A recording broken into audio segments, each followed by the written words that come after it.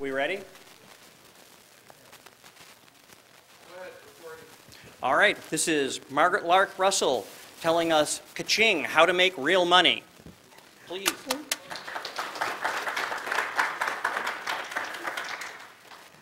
Thank you, thank you. And before I start, I want to second John by saying the Hackers for Charity table has got some absolutely awesome new stuff that just came in. Please, even if you've already shopped there again. It's a great cause, and the stuff is just amazing. It'll blow people away when you bring it home. And as a matter of housekeeping, I will be taking questions throughout live if they're short questions, and if it's a discussion kind of question, can we save it to the end? Okay, so it's been a great con, and I've heard just tons and tons and tons of fantastic ideas and things that are going to be eventually great products or are great products. And the question is, what's next? How do you keep the business going? How do you keep energy going? And how do you get that technology into the marketplace and have it used and earn money for you? And the big thing is, don't be afraid of money. I've heard a lot of people say here, oh my God, I can't sell out. Well, it's not selling out. Money is really, really useful stuff. It's nearly endlessly transmutable into the things you really want, like electricity, computers, more bandwidth, and that's pretty cool stuff. So, oh, and it also pays the rent. This is also a very positive thing. And one of the ways to sell is to try to go up against the big guys. They have lots and lots of practice at making money, and they're very good in the competitive marketplace. So today, I'm basically going to talk about what the sales process is and how it's wired and how to win and basically how shit works.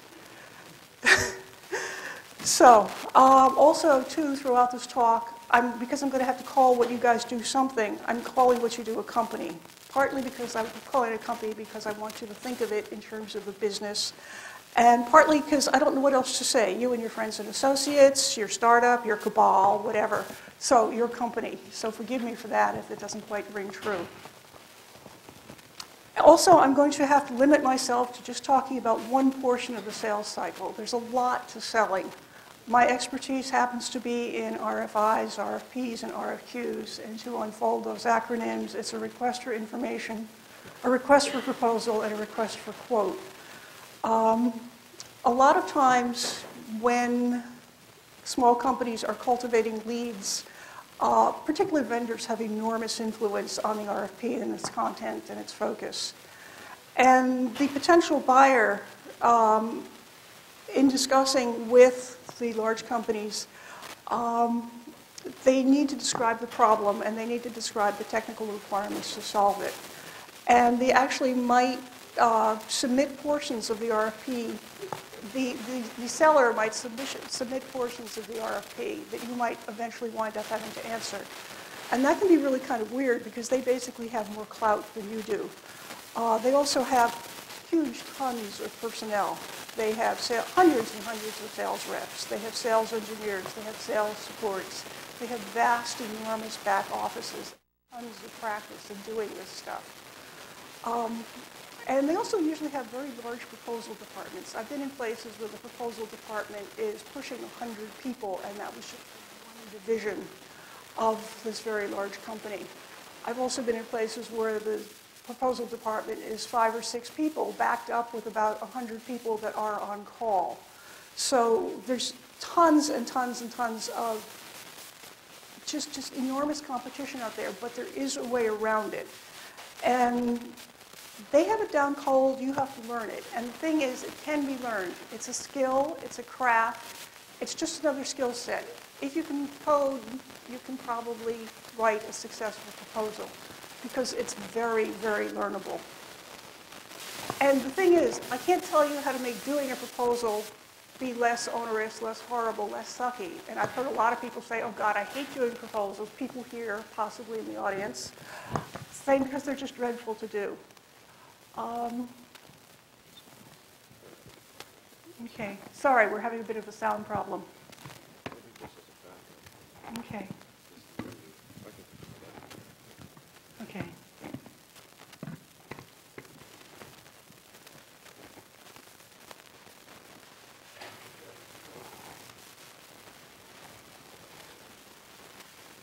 Are we better now? Okay, half a moment. Your patience, please. Okay. Where was I? Oh, right. Let's repeat the cuss word. That's always lots of fun. I can't tell you how to make it suck less, but I can tell you how to make it successful. And am I going to have to go through that sentence again? Good heavens. Okay. When the customer is trying to purchase something, they have a sales cycle. It's a pretty long, involved sales cycle. It's full of rules, and the customer defines the rules. If it's a business customer, they define the rules. And a lot of times, if it's a large customer, they are actually in there on the slide. Before we get to the bullet points, that's when the large sales organization actually inserts itself into the process. You, however, probably won't be able to get down until they're looking at an RFI. Maybe if you've got a really good business development manager, you will. Maybe not, because you're still small and you probably aren't fully staffed out yet. But it doesn't matter, because the whole purpose of an RFI, RFP, RFQ process is to level the playing field so that the customer gets to buy the piece of technology or services that actually solves their problems. So if you've got that magic thing, if you have the thing that works, if you have the thing that makes them happy, you are better off than the big guy, because you can actually make them happy and the big guy can't. And part of your ability to succeed is because you're a little guy. You basically have more flexibility, you have more ability to change, you have more ability to have a business that's not just very good and very smart, but very agile. The big companies, they can't turn on a dime. Their teams are typically pushed down to the lower levels. As a small company, you can have the president of the company, you can have the CTO, the CIO on your proposal team and make decisions that stick and make decisions and responses that actually talk about what your company is, what it does, and how it can help the customer. And you don't have to have it vetted through 30 or 40 levels of management. You can just say it because you're the guy. You're the one responsible. And I think that's really incredible. I hate the word empowerment, but there are times when, you know, by gosh, it's actually really, really useful stuff. And more microphones, boy. Okay, I'm beginning to feel like the president up here doing State of the Union. Okay, there's basically two kinds of customers you're going to be looking at. Businesses, that's B2B, and government, that's B2G. Typically a B2B process, the business itself defines what the process is. And in a B2G response, the government has all sorts of rules and regulations, and you have to follow them. In whatever case you're dealing with, whoever sets the rules, as the responder, these are the rules. You can't do Kobayashi Maru. You've got to absolutely stick to what's happening. You can't change it. And yeah, that's kind of cool in a way, because everybody gets the same rules, which does level the playing field, because the other guys can't change the rules either. Now, I talked a little bit about RFI, RFP, and RFQ before. One of the big differences in them, besides what the initials mean, is whether or not there's price involved. If you're talking money, if you're talking anything contractual that will eventually wind up, if you're successful in a contract, it's an RFP or an RFQ, and anything you say in that is legally binding. So if you promise you will send 20 engineers for 20 weeks, you've got to do that. And so be careful of what you say in these things. If you say your product is X, you have to do it, and you have to deliver that as standard what it does. It can't be a custom job and that you charge them for. You absolutely have to deliver, because otherwise you'll find yourself in total contract hell. And one of the other things is there's an NDA, non-disclosure agreement. Almost any company will give you an NDA before you can receive their RFI, RFP, or RFQ. Let's call it an RFX from now on, if that's cool by you guys. They want to give you an NDA that you have to sign because they want to protect, usually, what they're in trouble with and what they need to solve, because that, for them, is a business issue that they want to keep kind of close. And that's cool, and you can sign it and get in on the process. But you probably want an NDA too before you respond. The reason you want an NDA that covers you, or a mutual NDA, is because if you're telling about what your product is, what your process is, what your service is going to be, and you're giving away any of your business secrets or your special sauce, or you're telling, you have to include the resumes of some of your personnel, you might want to keep some of this stuff as part of your corporate intellectual property and keep it protected. So this will allow you to protect yourself and keep your business alive. Now, a lot of governments, they don't allow an NDA because they have to publish what's happening. They have to, part of the purchase cycle for government purchases is they have to make the process transparent to the public. But they will, in many cases, allow redaction, which is basically anything you write, you can then give them a purely clean and clear copy that they can read and review, and also a copy that's all blacked out. And that is what they publish online if you have that agreement with them. And that's a pretty cool tool, too, to protect your property. Okay, now, when you've gotten the RFI and you've decided this is the thing I'm going to look at, what you need to do is not immediately jump into it. You need to read it very, very carefully and think about it. And while you're thinking about it and working on it, you need to look at the entire process, look at the deadline, look at what they're asking for, look at the schedule, and ask if it's possible for you to do this. And the big thing is you have to research the customer completely and thoroughly, whether it's a business or a government. You also have to research the competition. One of the things you're looking for when you're doing this research is if it's a business, and particularly if it's a publicly held business, does the competition and does the customer have interlocking directorates? In other words, if there's people on the board of both companies, your chances of actually winning have just kind of plummeted a little bit because they probably have a preferred vendor. This is really a drag, but it's one of the things of business. And by researching the customer and researching the competition, you learn this stuff and you learn how to work with it. Because if you have the data, you can figure out what to do, or you can figure out, I think I'm not going to put my energy here because this is probably not a really great thing to do. And that's okay, because backing off from something that's not going to work for you is really very smart a lot of the time, because there's always more things that you can do later. There's always another possible sale coming down the line. And one of the things I want you to really look for, too, when you're reading and reread the RFP, this is insanely boring. I admit it up front. It's like perfect to put yourself to sleep with, but you can't sleep, really, because this is important. You're looking to make money. You're looking to keep your company alive. You want to find out what problems they're trying to solve, because you need to match up what your capabilities are with their problems, and can you genuinely solve it?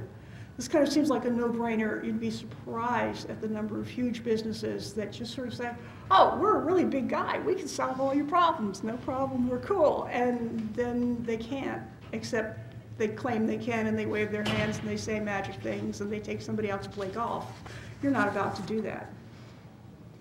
And it gets weird out there. Typical items in an RFP, when you get the document in, there's going to be things that you're going to have to provide as part of the answer. And they are all determined in the RFP. You have to answer everything. You have to answer everything completely. And you might be kind of unfamiliar with some of the chunks that are in it. These are typical chunks. One of the most important things is the letter of transmittal, which seems kind of like, huh, what the heck is that, and what's its purpose? This basically says that my company is responding to your RFP. The person who is signing this letter is empowered to sign this letter. The person who's signing it is committing this company, our company, to what we are saying in this, that we understand that this is a contract or will be added to a contract, and we are perfectly willing to get into this and do it. And that's just, it's legalese. A lot of people turn it into a sales letter. Please don't do that. Start working on your executive overview immediately. And when you do that, because you're developing it over time, also start working on your costing immediately, because you are constantly, chronically, until the moment you ship this sucker, you are in a go, no-go situation. At any point, you might want to pull the plug. And this is also a perfectly wonderful, valid, and smart thing to do. Because until you ship it, until it's in their hands, you are not legally bound. And at any point, saying, no, we're not going to go there is cool. Saying, yeah, we're going to go there is also valid if you think you are going to continue to make this thing happen. And one of the problems a smaller company, a newer company is going to have is almost all the time they ask for, what's your company history and what is your plan in case you go out of business? And they look at the big guys, and the big guys have been in business 20, 30, 40, 100 years, and they have a continuance plan for their products and services. You have to think about that. What are you going to do? This is not your exit strategy. This is how are you going to continue to support customers that you've got, because this is critical to getting business. So if you haven't already thought about that, please think about it, brainstorm, sit down and figure it out, because it's really critical to getting business into the house. There's technical questions, there's service questions. I'm pretty sure you've got those knocked already. If they're asking for personnel, especially if you're doing services or installation, they'll probably ask for small resumes. Keep them short, keep them brief. Make sure that they just sort of prove that the person can do the job. You don't have to give, you know, they dig baseball and they have a dog named Sam. That's just completely not part of it. So, you've decided that, maybe, and you're starting to populate the team. You're looking at a schedule, and one of the problems you're going to run into with the schedule is they're going to give you 6, 8, 12 weeks to do it maximum, and you're going to look at everything you need to do and say, oh my God, we can't do this. You know, I've just ran it through Microsoft Project, and it's not going to work, because everything that is typically a dependent project, you have to start before actually all the dependencies are met, simply because you want to make this deadline. So you have to stack things up enormously and start them even without having complete data sets, and just do it. It's a little scary, but what the heck. And keep going and coordinate and communicate, and also keep checking on your due date, because this is the holy grail. Blowing the due date means everything you've done, forget it. So what you're looking for when you're populating a team are a couple of critical roles. These are not organizational roles, these are project roles. And I'm trying to figure out how to cut typically a very, very large team down to the essential roles. And these are the essential roles, at least in the gospel according to me. And actually it works, because I've done it with very small teams, and it does work. Because I have meshed with a couple of really small companies and gotten them sales, so that's cool. And I want you to just kind of think of these three roles. The business lead person should be as high up in your organization as you can possibly get this person. This person should have lots and lots of decision-making ability. This could be the person who signs your letter of transmittal. This person needs to have juice in your company, because you might have to make a couple of decisions really quickly and act on them and work them out. So this person, if you have some kind of C-level organization, needs to be able to go there and have the juice to make this stuff go. Response lead can be anybody, engineer, tech writer, whatever, somebody who has all the capabilities. I'm going to get into specific requirements for what they need to do in a moment. And basically an editor. And this person does no writing. You want them to be really clean and fresh. And so the business lead, this is your top guy. And I say guy, that's kind of gender neutral. I hope you realize it's probably a woman, would be my guess. One of the real critical things in any proposal process is you've got to be a really, really fast, good, competent reader.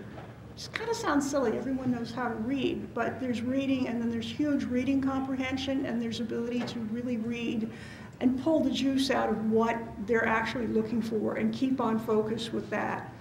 And when I say high threshold of boredom too, I mean it, because you're going to be reading not just what they give you to answer, but your own answers time and time and time again.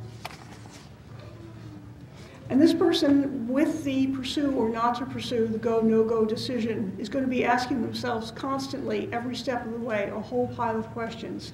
And do not stop asking these questions. You are asking them chronically.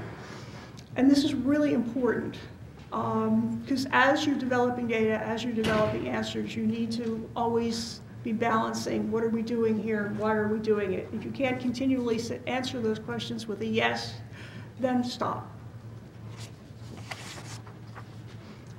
When you get into the person who is actually doing the writing and they're doing a lot of organization, they're collecting writing, you might have divvied up the questions to 20 people or however many people in your organization. They're putting it all together, they're making it work together. And this person is going to be nagging the heck out of everybody. If they don't nag, you don't want them in this role, because they have got to be strong, they've got to be pushy, they have got to make everybody behave. They have got to say, I'm sorry, you can't go home until you give me that response, because that's really, really critical to keeping things online. And if I'm getting a little too weird and too deep in here, just let me know and I'll kind of, go up a couple of layers of oxygen here. Talked a little bit about an NDA earlier. I want to mention, not just mention, I really want to drill it into you that you need corporate counsel if you're doing an RFP or an RFQ, because lawyers in some situations can totally save your butt. Don't be afraid of lawyers. Don't be afraid of what they charge. Because when you're in a competitive sales situation, what they save you is, oh my God, so worth it. You really want them to weigh in. You want them to know what you're doing, what you're saying. You want them to know what the contract will be. A good corporate general counsel will help you with any contractual issues. I'll talk a little bit more about lawyers later, but they are just so terribly useful. And there's other kinds of lawyers who you want to be thinking of if you are trying to do serious business and you're at the point now of making sales. You want to have a contract lawyer. You probably want to have an intellectual property lawyer. These can sometimes be the same person, not necessarily. You might want to have an export lawyer if you're trying to sell stuff overseas. It doesn't matter, especially if you're an American citizen or an American company trying to sell to other countries, I'm sorry. And sometimes, too, you need somebody to help you with export licenses for software, especially if this is going to run into security. Guess what? And then you might need a patent lawyer. That's the fun guy. He's going to really give you corporate intellectual property.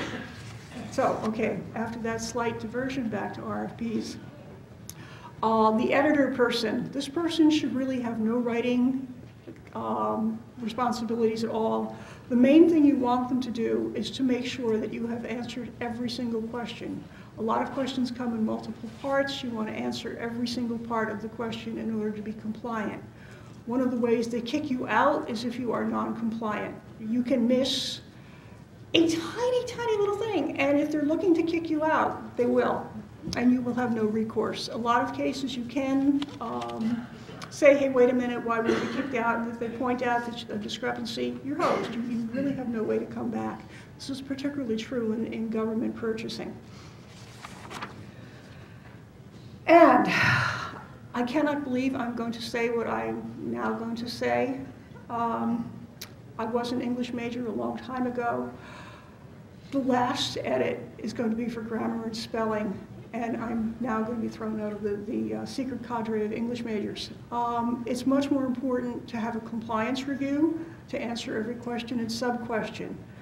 Also, if you're going to have to demonstrate the product, which is often part of the requirement for making a sale, talk to your demo team, talk to find out what they're demoing, and make sure what you're saying in the response and what you're showing in the demo completely jive and support each other and really help make the sales case. One of the other things you're going to be working on and that the editor is going to be checking for is that you are responding in a way that's competitive. Are you showing off your features? Are you making your product and services look really good? And if you know who the competition is, which frequently you can find out, if you know what they're selling and you know what their product is probably going to be, you can actually sneak in some things that will help you basically fend them off a little bit. And I'll show you about that in a few minutes.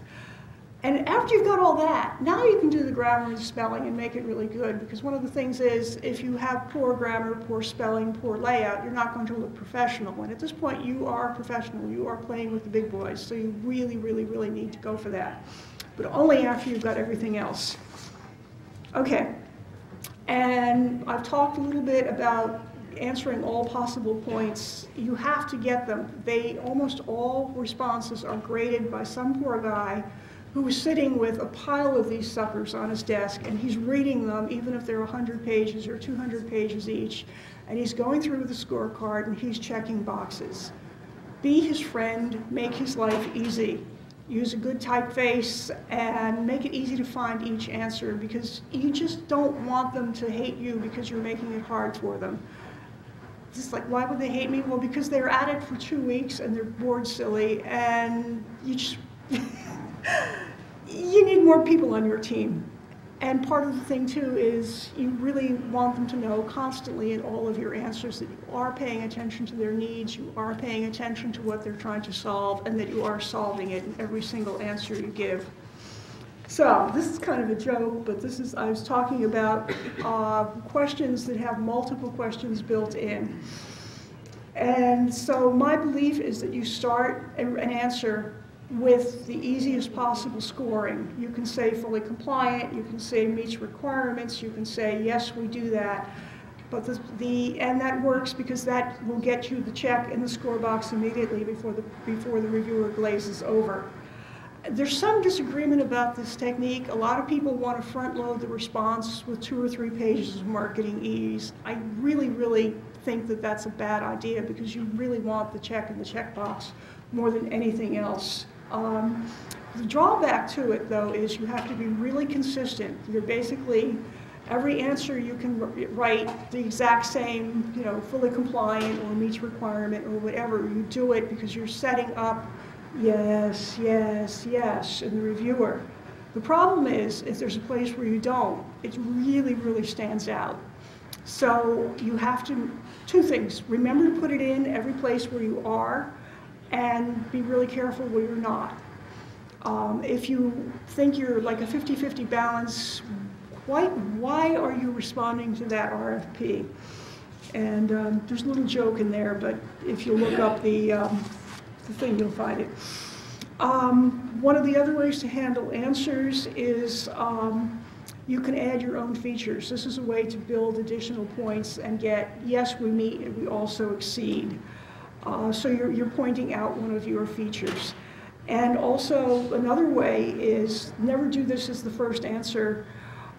If you can do a small dig at one of your competitors and never, ever, ever mention your competitor by name, is just say, hey, there's something, that is a problem with some of the things you're asking for. Here's why we think it is. And if at all possible, give it a third-party attribution. I've kind of joked a little and said MIT report because I used to edit it, so other than that, forget it. But you want that third-party attribution at the highest level you possibly can. Because you're not saying it, the experts are, even if you are the expert. Okay. Now, pricing and deal reviews. This is a place where a lot of small companies screw up, and it's a problem because the big guys don't screw it up. They've been working on doing pricing and deal reviews and costing for years. They have all kinds of tables. They have it all worked out. They know to the dime what it's going to cost them to send somebody out in the field, and you don't know that yet. You're working on your costing formula. And I pretty much listed on the slide, and by the way, the slides will be available after, so don't worry about like frantically taking notes. Make sure you list absolutely everything you're going to be selling or supplying, and make sure that you pay attention to how much the cost of the cost is, because you are running a back office as well as a sales office, and you need to take every single penny you're going to spend on that sale into account. And if you decide you're going to undersell what your actual cost is, that's fine, that's your business decision. But make it a business decision, don't make it an oh damn oops. How are we doing on time? 35 minutes after. Oh my God, okay. You got about 20 minutes. I think I'm going a little fast here. Eventually you'll get to the point where you have gotten everything done. You've just reviewed the heck out of it. You've made sure that you are completely responsive. You have gotten it perfectly well edited. All the bits and pieces are there. Everybody's happy. It fits your business plan. It fits your business model. You're not going to send your company down a strange lane that you hadn't planned on going just simply to make this RFP work. And you're going to be thinking of, okay, we're going to ship this sucker pretty soon. Now, if they ask for paper copies, they might ask for 20 or 25 copies. It's not unusual. This is going to be a very expensive RFP. This is part of your decision. Do it anyway. The real problem is if you're serious about shipping it out, you are actually making 3 copies. Yeah, I swear. You're going to need 1 paper copy for your own records. This doesn't have to be quite as fancy, but you need to keep this and retain this for legal reasons. You're going to need 1 paper copy to ship because you have to ship it to them on time. And you have to have a contingency plan so that if, by God, it doesn't get there on time, you have somebody who can courier it over, somebody on your staff who jumps on an airplane late at night with a really big suitcase or 2 or 3 suitcases or 2 or 3 people carrying 2 or 3 suitcases in order to meet the requirements, because you've just gone crazy doing this response. You don't want to not ship it because, oh my gosh, hey, it didn't get there, FedEx messed up.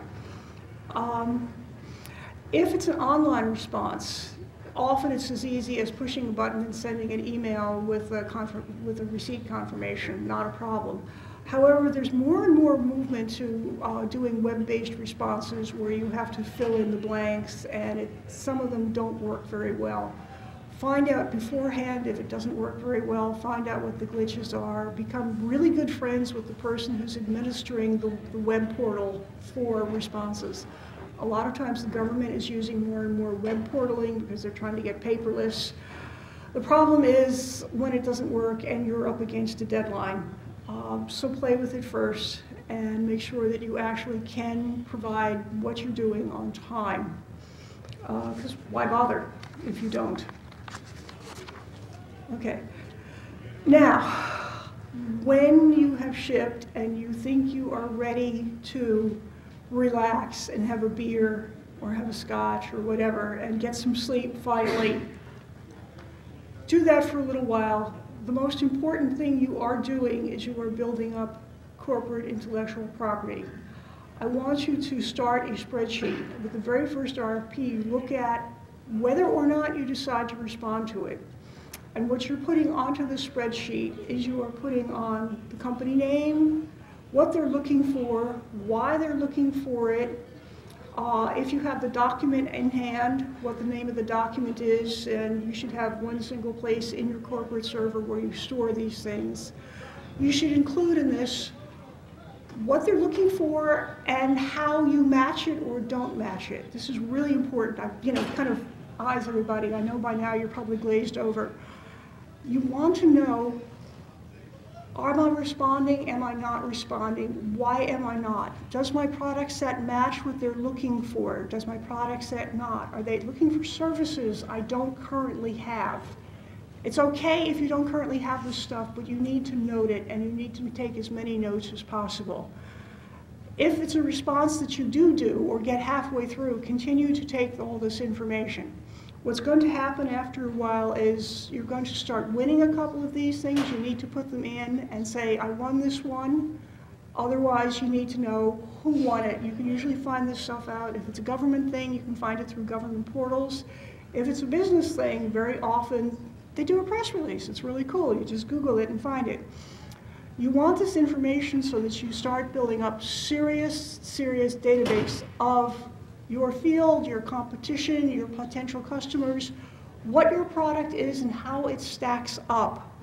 And these pieces of information are really valuable because when you're trying to figure out how am I going to further develop my product, you look at the spreadsheet and you think, wow, there were 40 RFPs I could have responded to, but I really could only respond to 3 because my product or service is insufficient for what's the demand in the market. and this can help guide how you develop your product or your services.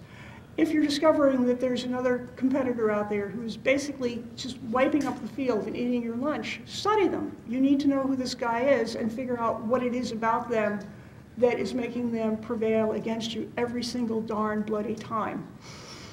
And this is gold. You don't ever want to lose this. You want to keep this in your most secure place.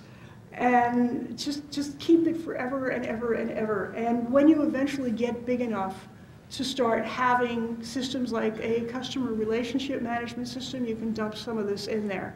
You can use it for product development, as I've said. This is all competitive info. This is golden. This is really why you do RFPs. Yeah, you do them to get business, but you also do them to get data and information. This is why you comb through RFPs, even if you know you're not going to be responding to them, because you want to collect this data.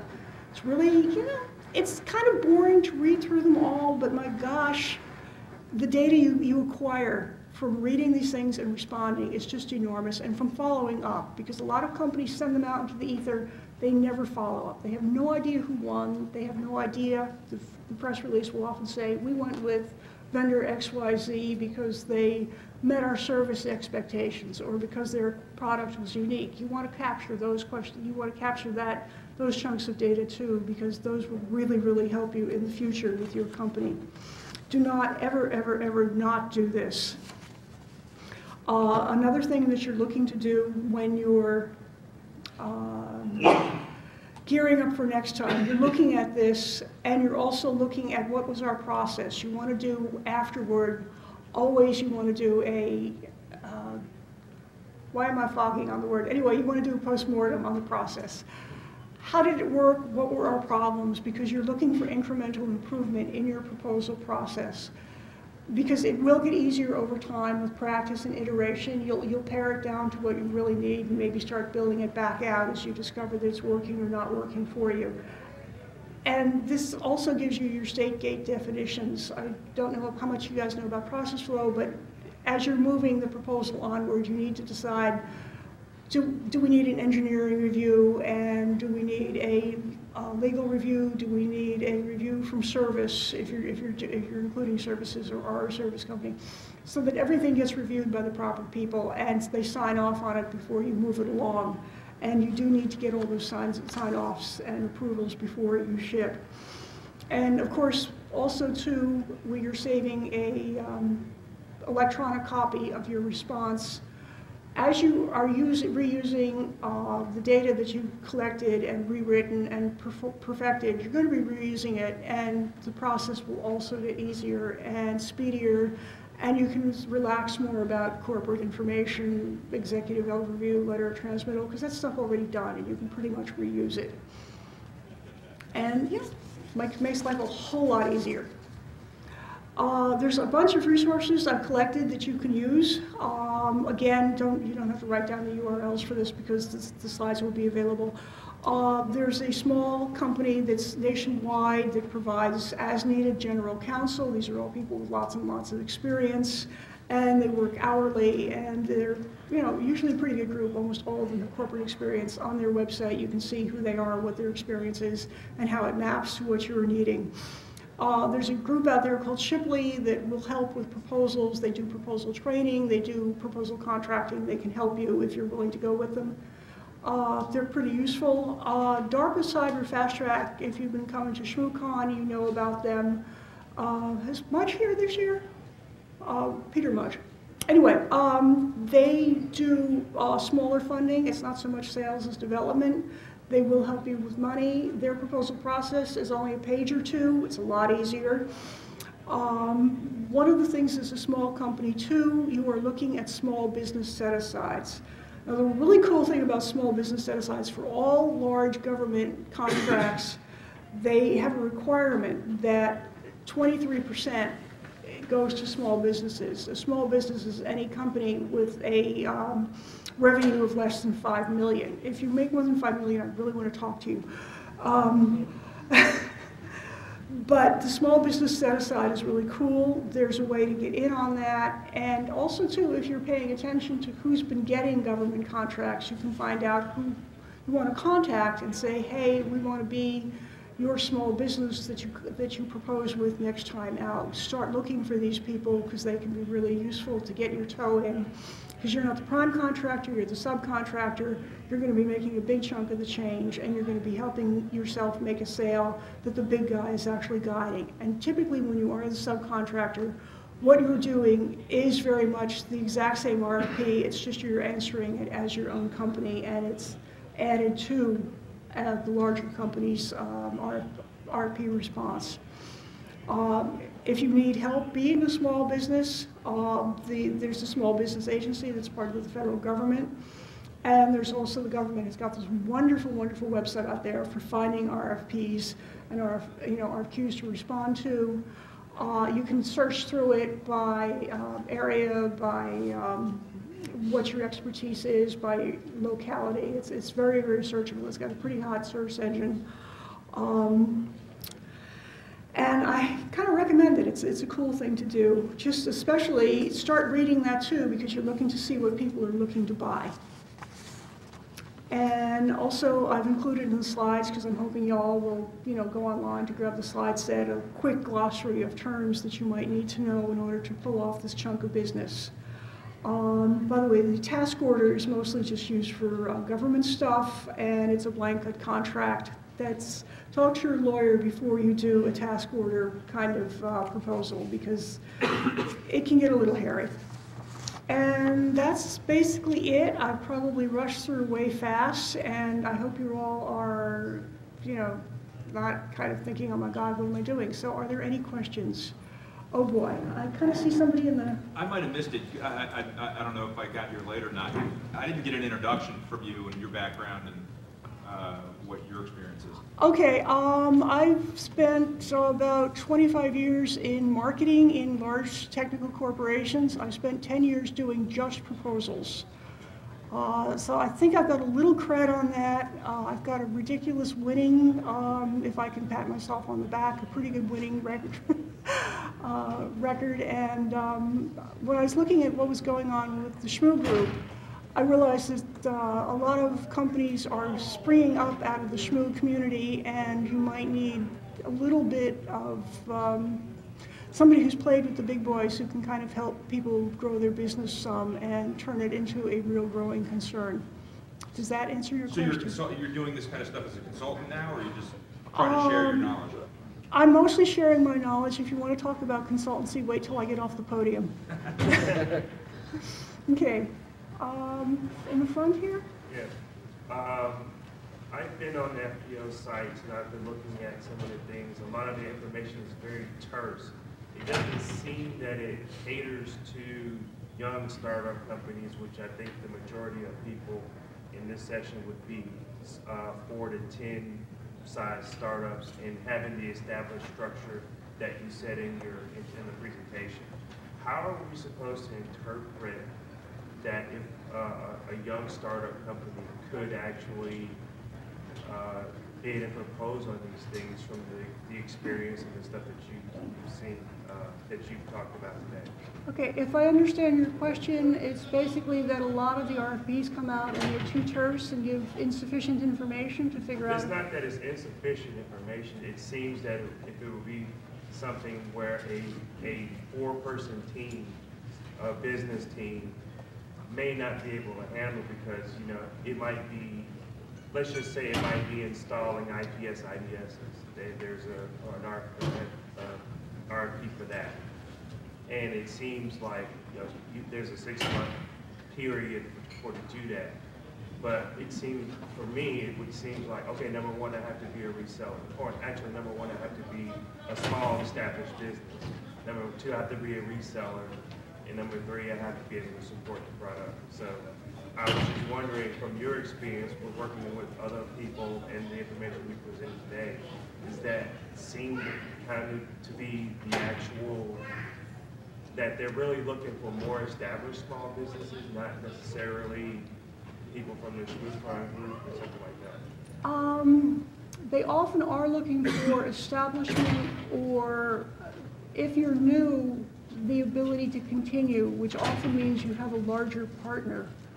who is the prime contractor. This might be a situation where being a subcontractor is to your advantage, because then you get to coattail and use the experience and the cred and the continuation that is offered by the prime. They will use you for getting the business, filling in the holes. Very possibly too, if you're a local company to them and they're trying to get a government contract that's locally based, that's a good niche that you can possibly populate.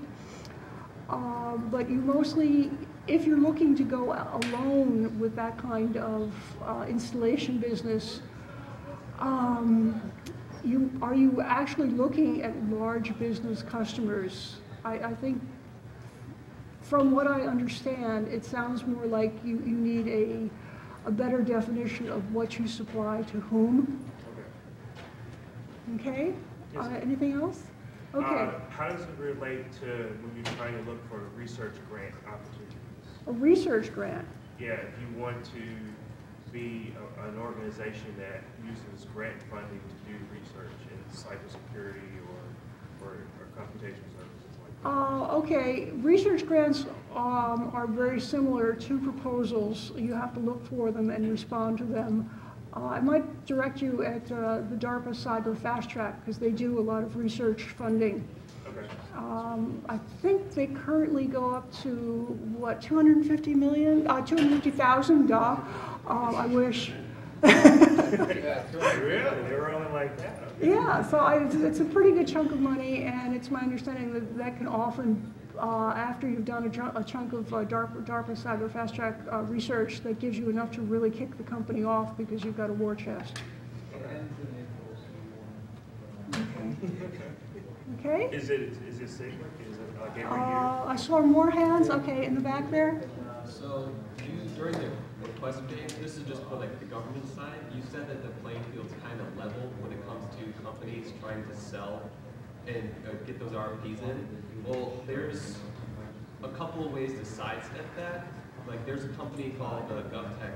They have a conference called GTRA every year that introduces like small businesses as well as large businesses to these government organizations so that you can write those requests to match the company.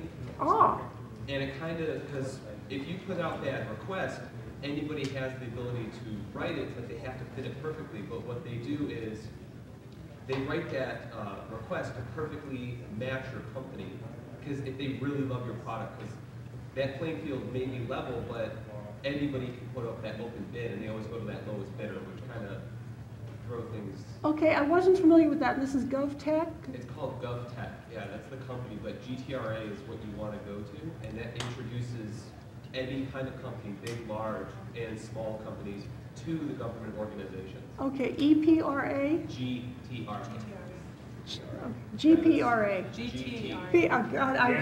Gamma, Tri, Ray, Alpha. Okay. I just realized I don't have the projector up here, so never mind. Okay, thank you for that, that's wonderful, yes. I also wanted to mention like SBIR.gov if you're interested in doing phase 1 research, like you're coming out with something unique, completely new, you're like advancing your thesis if you were a master's student or a PhD student, you could just go to SBIR and propose your own project and see if the government likes that. Cool. And they have their own things as well. I created an app for Windows Phone for that. It's called Okay. So do we have more information we wish to share to help each other reap the benefits of technology? Back there again. Yeah. So you also said stuff about the small businesses that you can like customize your businesses so that you're underneath a certain amount of money.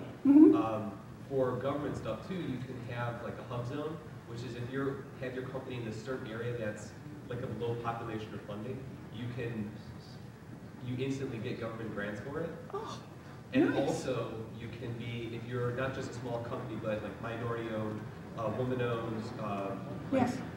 any kind of like really minority group, they will pick you way over anybody else because they need to fit this requirement of minority groups. Right, yeah, because Yeah. part of the government has it set aside not just for small businesses, but also for small and disadvantaged businesses. And that's, if you're a woman, yes? I was just going to say that one of the reasons to go for a proposal that you don't win is if you are a minority-owned or a women-owned, and the competitors who see you may well see that you've been there a couple of times, even though you didn't make it, you may become a subcontractor target for them. So there are strategic times to apply, to get in there and fail, but to become a known player, and that can also work. I'm seeing into the light. Do we have more? Go into the light. Okay, yes. Do you have any resources or advice for somebody trying to start a request program? Or sort of like apply one time? Didn't really go through formal. Run that one by me again. I'm on the other side where I'm with a mid-sized company that we don't have strong diligence.